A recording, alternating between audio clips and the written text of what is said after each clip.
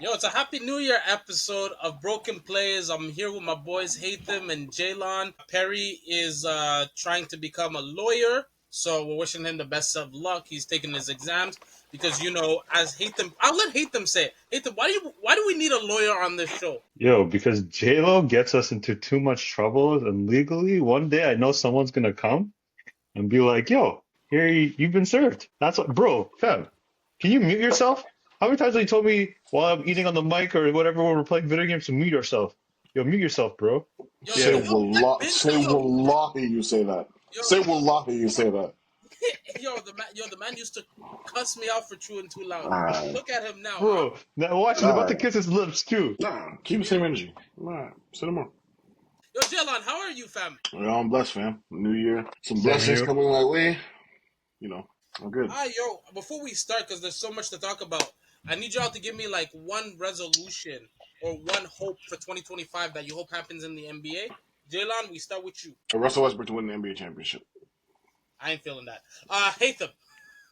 Hating ass Do, niggas, bro. bro, do you want him to win Finals MVP too? Like, yeah, this is a wish, right? So you might as well go all the way. You know what? You're right, my guy. Yeah, let's go. Yeah, Finals MVP, League MVP, All NBA Whoa, first team, everything. that's Hatham. crazy. Less 3-point shots. Yeah, I agree with you. Yeah, we're 75 on shots agreement. missed in a game? That's crazy. Only the Chicago Bulls and the Hornets. Hornets could do something like that 2 times. Yo, trust me. In the same year? Damn. Yo, we need to fix that. Yo, but let's dive into it. Jalen, I'm going to start with you on this one.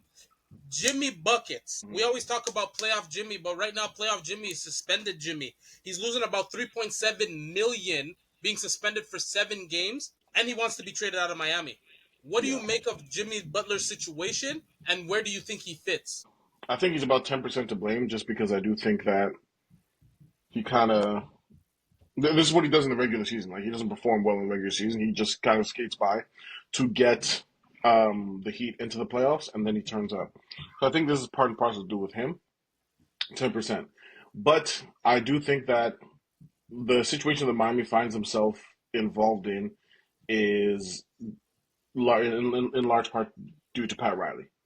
Pat Riley's ego has always gotten in the way. Shaq has told a story before about the reason he was traded from Miami. And we're seeing it again with Jimmy Butler now. Jimmy Butler has implored for years and years that he needs help. We've seen rumors from Shams, Woj, Ramona, Chris B. Haynes, whoever, that this star wants to go Rachel to Miami. Nichols. Rich, but I'm the one that's gonna get us canceled. Stop the law. That this star wants to go to Miami. This person wants to go there. This and that. Yet they never end up seeming to get the star that they want. Damian Lillard, Bradley Beal, James Harden, who is one of the strip club capitals of the world, is Miami. James Harden would have flourished. Jersey A whole, retirement, huh? you know what I'm saying? Like Kyrie Irving, Russell Westbrook, a whole host of players have said, I want to go to Miami, and you're unable to get them. A person's begging you to come to your destination, and you can't land them? That doesn't make sense to me.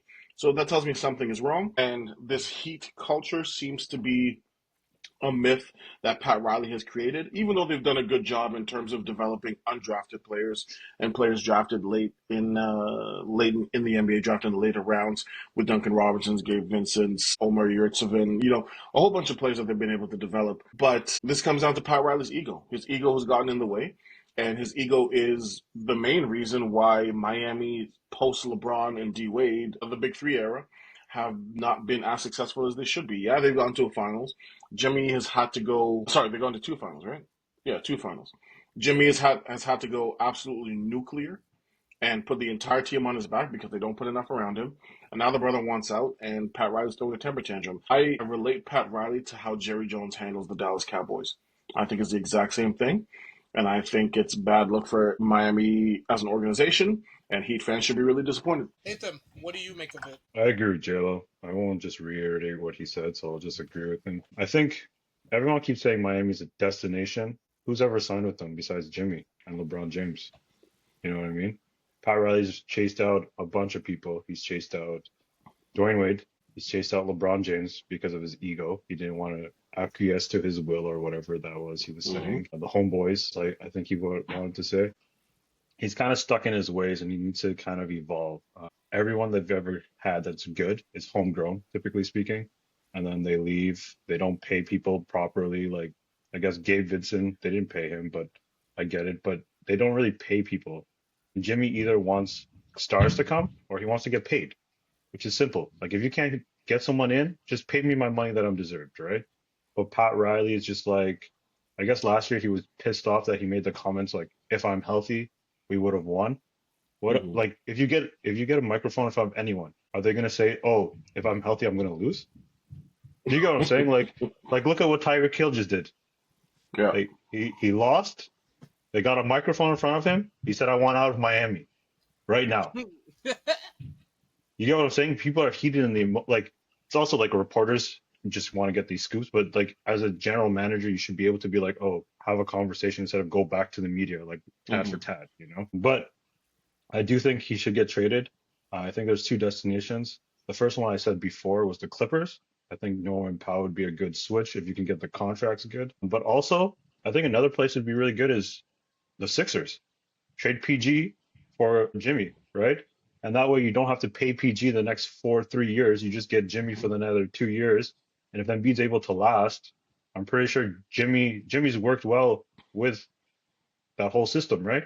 So this way you get out of PG's contract because Lord knows what PG is going to be in 4 years, and you get an okay version right now. So what do you think, Jayla? Where should Jimmy go? You didn't give any of your opinions. I never thought about the Philadelphia destination, but it actually makes sense. And Philadelphia has always been sort of kicking themselves on the decision to pay Tobias Harris instead of Jimmy Butler.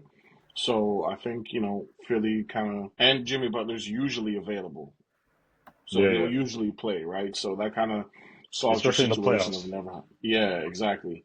So that Yeah, solves your situation of availability, especially with Paul George and Joel Embiid. Yeah, I do agree with you guys on both of the points that you guys both made. Like, this is what we see from Pat Riley. That's a great point, Jalan, because I think that that's the point that not a lot of people are talking about. It's so easy and so quick to point the finger at Jimmy Butler because we have seen Jimmy Butler do this time and time again, right? Just asking for trades out of his teams. But in this case, like you brought up, like Hatham brought up, like he's forced out LeBron, he's forced out D Wade. Just those two names should tell you that it's a pattern. And Jalen, I know you're big on talking about patterns, and it's a pattern with Pat Riley. So I Hmm. do agree with you. I love that Philadelphia point because I didn't think about that, but you articulated it well. You get less years, a person who's like more healthy, more available, and is known to perform in the playoffs. I want to go back to your Clippers point because the Clippers are looking better. They have Norman Powell. Kawhi Leonard is back.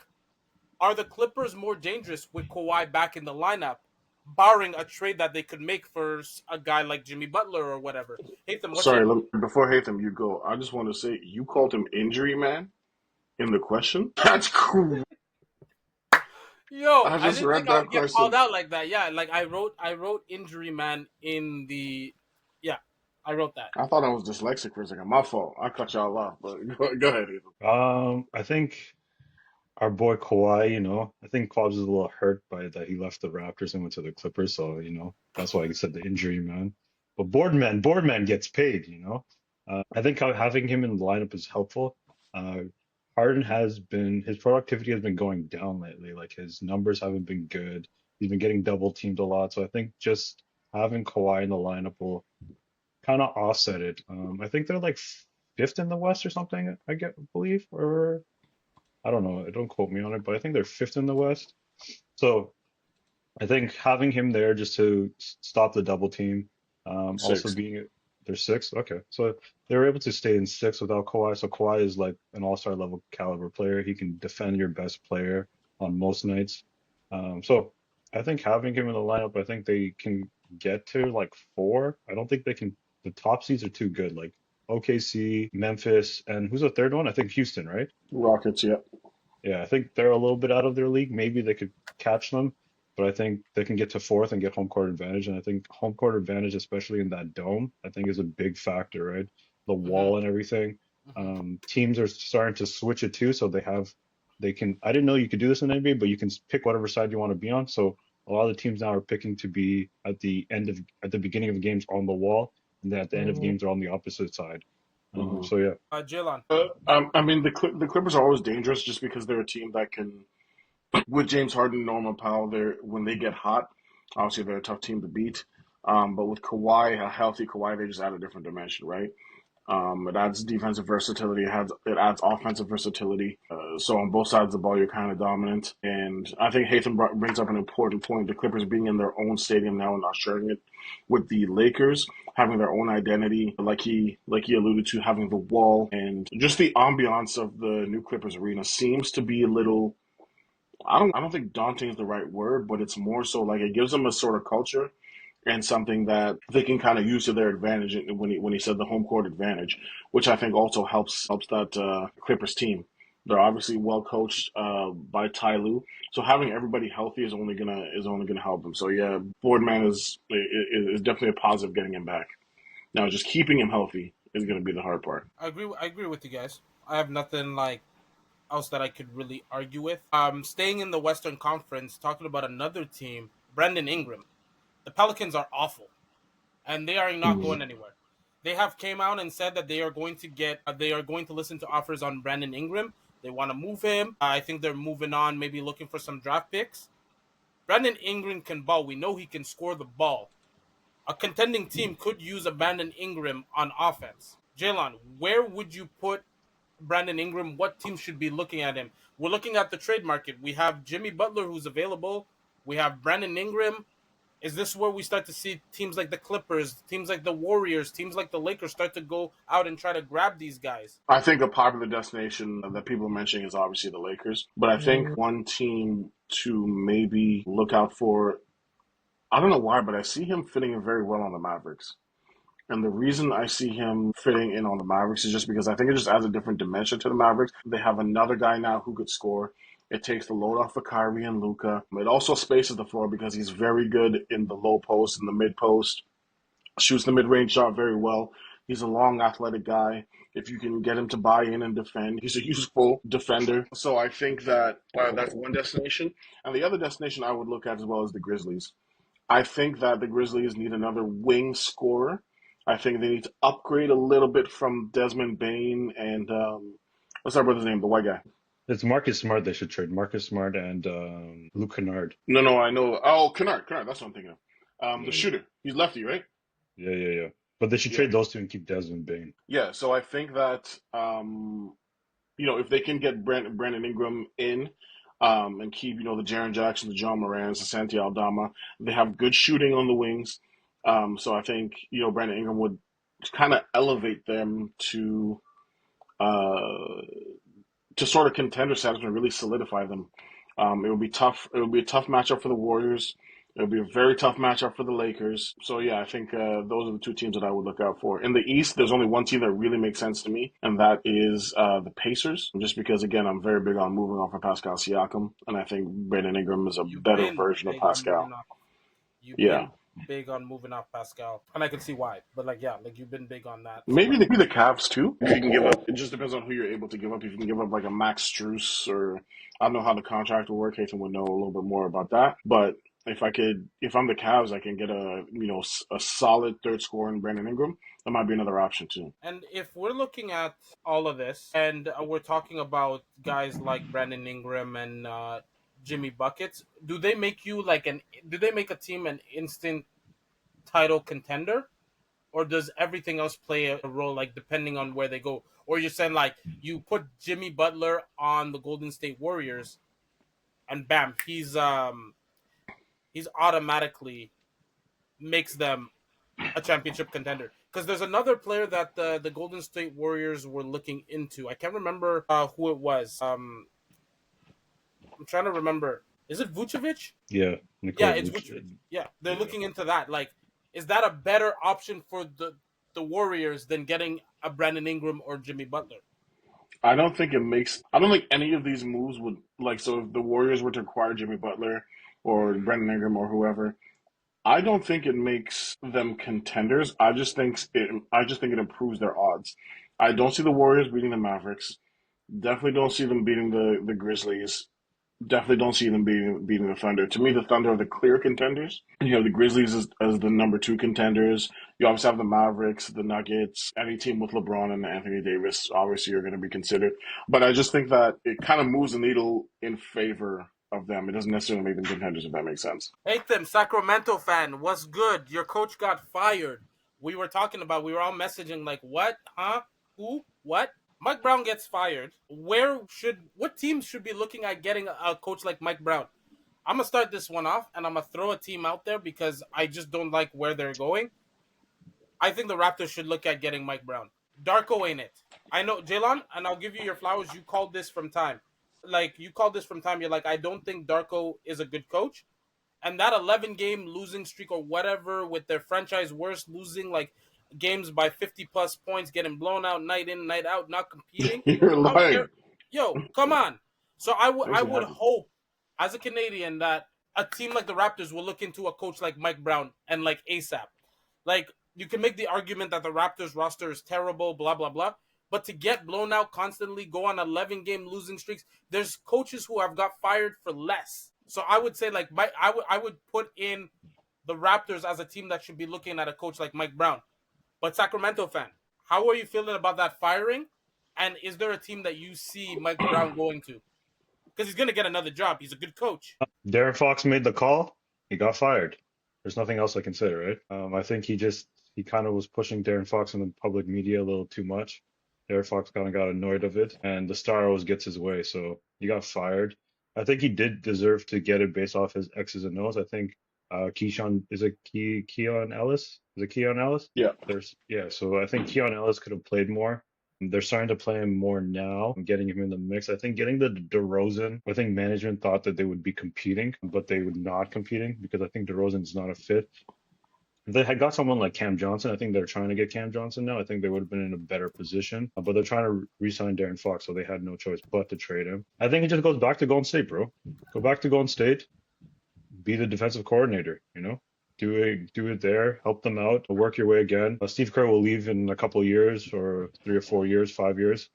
So you can become the coach there. You build some identity with the management. Management will go right through you. I think you've gotten fired 4 times now during the seasons, or 3 times now, right? Mm-hmm. So Cavaliers, middle of the season, Lakers, middle of the Lakers. season, and the Kings in the middle of the season. Yeah. That just shows that you're not adjusting, but also you're the blame man.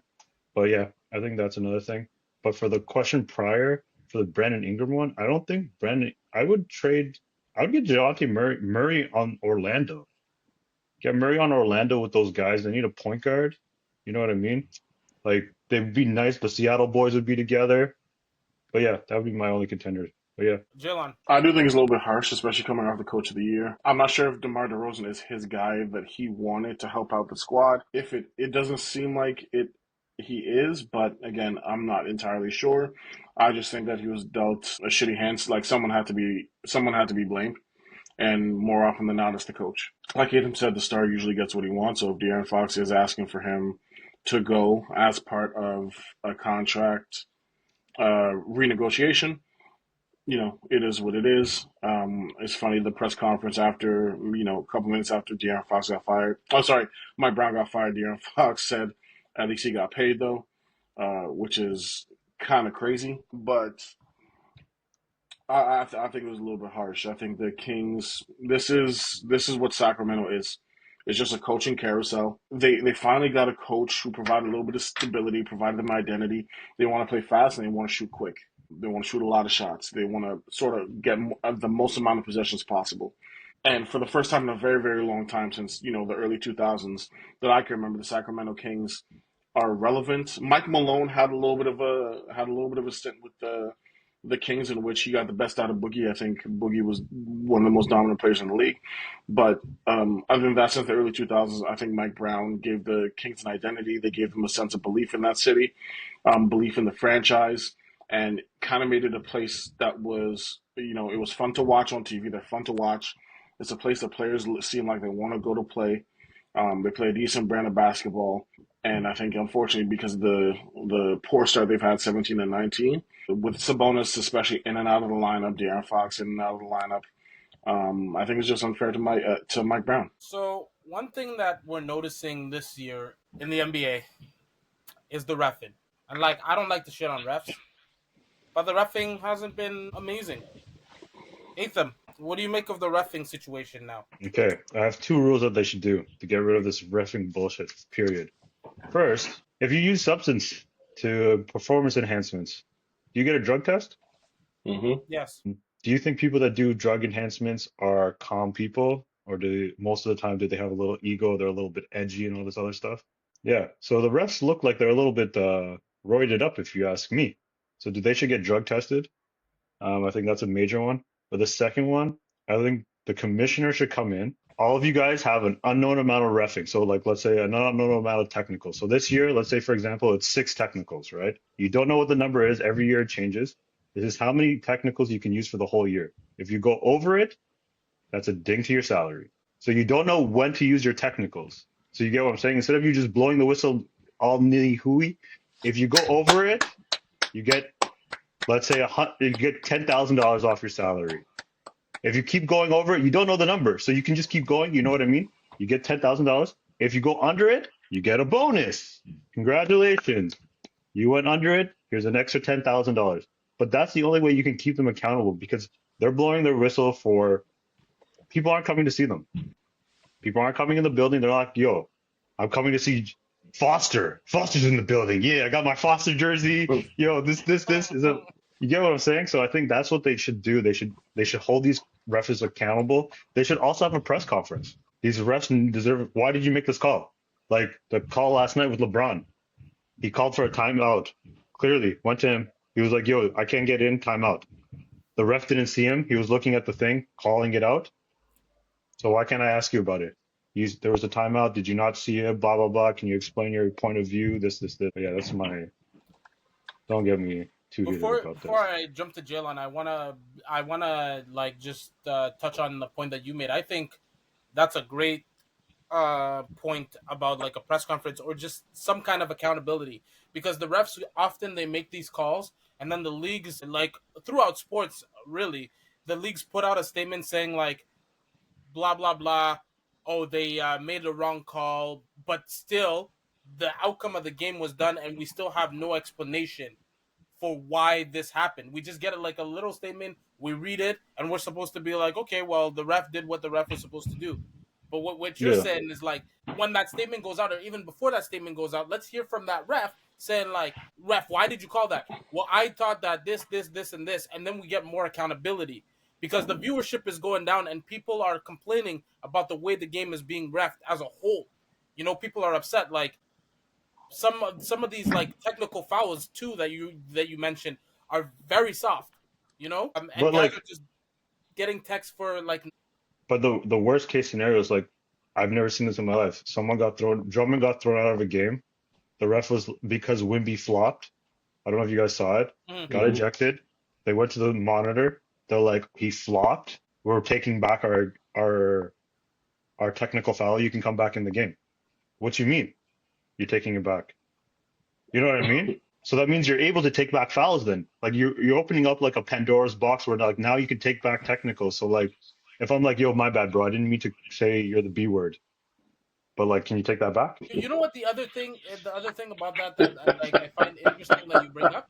Like, wouldn't it have been better if they called a foul and then went to review and decided what kind of foul they would call? I find that sometimes it's too quick to go with the technical, and that's part of your point, right? Like in that case, you call a foul, you're like, okay, we're gonna decide if it's a flagrant one, flagrant two. So to touch on your point, yes, they opened up a Pandora's box because they can take away fouls. But the other things that we have seen time and time again, they have tried to decide what kind of flagrant foul that they're going to do using the review. But I feel like sometimes they don't use the review. Like the review is there, use it. But I think it all stems from your point of holding the people accountable, and we need to hold the refs accountable because at the end of the game press conference, what we're asking players, why did you do what you did? Mm-hmm. Why did you feel like you needed to ask the ref and go off on the ref like a guy like Draymond? You know, when he goes off, whatever, he's a repeat offender. You know what I mean? But you'll Bro, ask Draymond, why did you do that? You got to But you're take the never other gonna night for ask the saying ref. boom. What, pardon? You got to take the other night for saying boom. Yeah, exactly. Yeah, You know what I yeah. mean? Like, but you're not After gonna he hit ask it the ref. through, like Yeah, what? That's what it's just, bro. The technicals, they should have an unknown technicals. Lose money, bro, if you go over Jalen, it. I want you to answer the question, but before you answer the question, I know you ref. You do ref basketball. How do you what how do you go into a game refing? Like how do you handle these situations as a ref before you answer the question as part of this podcast? I want to get that. Like I want to understand. I mean, for me, like I know, obviously I coach, so I know how a lot of refs are, and I ref how I would want to be refed, if that makes sense. So Mm, I'm somebody who I want to be able to have a conversation with a referee. I want to be able to understand why he made that call, just because for me, I'm trying to educate my players. So he made that call because he said that you were in this position. So in order to avoid that, get out of this position, go in this position instead, and play defense from there. So on and so forth. So for me, if you ask me what did I do, I'm cool. Obviously, I understand that basketball is an emotional game. Sports are emotional. You're going to be emotional.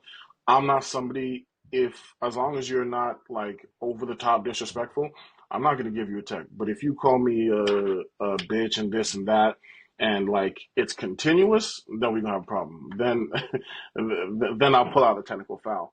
But I think the biggest problem in the league, I don't know if you guys remember this, but I believe it was last year. Jason Tatum went up. Sorry, the player he was guarding went up for a shot. Jason Tatum fouled him, and he clapped his hands like saying, "Damn, why'd I jump?" And the ref gave him a tech. I think a measure they should take is that they should do psychological evaluations before every season, and personality evaluations at the mm-hmm. beginning of every season. If you notice, most refs, the refs that give out the most texts, are often the more emotional ones that react instantly to certain things without any context. For instance, if Hatham is talking shit to his teammate or he's yelling at his teammate or something like that, but I hear it and I turn around and give him a tech. That doesn't make sense. They did that to Steph Curry. They did that to Jordan Poole. They've done that to LeBron. It doesn't make sense. I think Hatham has a great idea for giving you a tech cap. You go over, you're docked pay. You go under, you're given a bonus. One thing I think that they should take from soccer is one, they should be mic'd up, and two, they should be explaining their call for everybody to hear. So there's a level of transparency in which we as fans understand what's going on, but now the coach doesn't have to berate you and make you look stupid and belittle you in a sense in front of everybody. You know, you've explained the call and you've explained why you made the call. It doesn't have to be a long paragraph. It has to be, I saw a hack on the arm, number two, blah, blah, blah, shooting two. And then if you want to have a conversation with the coach more But they, privately, don't they do that? then, sorry? Don't they do that? Like they say like foul? Are you talking about technicals? I'm saying like technicals in like in the last 2 minutes instead of giving Oh, you okay. you know the bullshit report they put out, oh how we Yes, missed this, yes, that's the like one they I can was change referring to. that. Yeah. Like what the hell is the point of that? Anyways, in the last 2 minutes, I think if you're calling a foul, especially in the last 2 minutes, you should be explaining what the foul is. So everybody is transparent. So there's level of transparency. Everybody in the arena knows what's going on and why you made that call. And then you should still be mic'd up when you have interactions with coaches. One, that protects you because if you're giving a tech to a coach because you said, oh, the coach said this to me, it's on tape. But two, there's a level of transparency in which you're being evaluated in terms of how you interact with coaches. So when you're giving out texts, there's a reason you're giving out the text, if that makes sense. So I think that that's something that has to change because the players are losing a lot of respect for referees. And that line, the referees we had in the past with um, what was his name, Kenny Atkinson, Joey Crawford, all those, Dick Kenny Barnett, Atkinson's a all those coach. guys. Is he not a coach? Kenny Atkinson, is he the Cavs coach? I just yeah, I that's thought what it was he's. Kenny Atkins. Oh, my bad. They sound exactly the Kenny same. Atkins or Kenny Atkinson, one of them refs, bro. Joey Crawford, the Tony brothers. I think that those are those are the refs that that were respected by the older generation. This new set of refs aren't really respected. And the last thing I'll finish on is if there's a blatant mistake that a ref has made, you should be suspended. If there's a mistake that you find that is blatant that affects the outcome of the game, you should be suspended. Atkinson is the coach. Atkins is the ref. Yeah. But another thing that Jalen that you brought up, the mic'd up point is very interesting because I'm thinking of the NFL. Hmm. You see what and they don't do this like at the end of the game. Literally, you call a holding penalty, you turn on your mic, you tell the whole arena, you tell the whole broadcast, holding, number 65, 5-yard penalty, repeat first down, and everyone knows holding call, the player, the penalty that's happening. I think a little more transparency would be nice. Because I think in hockey too, like they turn up a mic and the ref would go 2 minutes for cross-checking, number 79.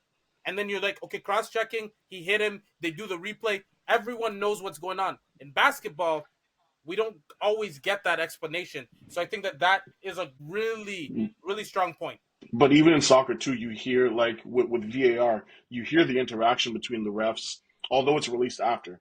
You still hear the interaction between the refs and the VAR booth. So you know exactly, okay, this is why they made this decision. This is what they saw. So you can hear the verbiage and you can hear exactly what they felt was the right call. And at the end of the day, you have to live with it. As a fan, you're never going to agree with everything they say. Yeah. But you can live with it because at least there's a level of transparency. One thing that I want to add to, I think it was the ESPN broadcast, and they might still do it, where they had the ref. You know, they have like a retired ref in the league office, and when there's a call that people won't understand, they'll go to that. I think we need more of that in the broadcast too, so people can understand what's going on. It doesn't fix the accountability problem of the ref, but at least it gives an understanding onto why refs make certain calls. I always respected that when the broadcasters would go and they'll be like, "What are you seeing? Is this a call?" He's like, I don't like agree Steve with Javie, the I think. Yeah, exactly. Yes, Yeah. Yeah, and it's amazing because it brings you in and lets you understand why refs think the way they do. But I think if you add the mic'd up thing and you add more accountability, I think we'll be in a better place. Final topic of the day, Derrick Rose is getting his number raised to the rafters. Do you agree with this or not? Oh, 1000%, bro. Yeah, I think he was the youngest MVP. Mm-hmm. He had a absolute. If you look back on it, that roster makeup was horrific. Ronnie Brewer, Luol Deng, Joakim Noah, Carlos Boozer, Nazir Muhammad. Didn't he have Nate Robinson at one point, or was that after him? After. No, it was after him. But like the roster makeup that he had to carry to multiple conference finals, going up against the Big Heat, getting them the 1 seed. I believe he had the best record in the league in 1 year. Don't quote me. I think what he did for the city of Chicago, I think it's more than deserving.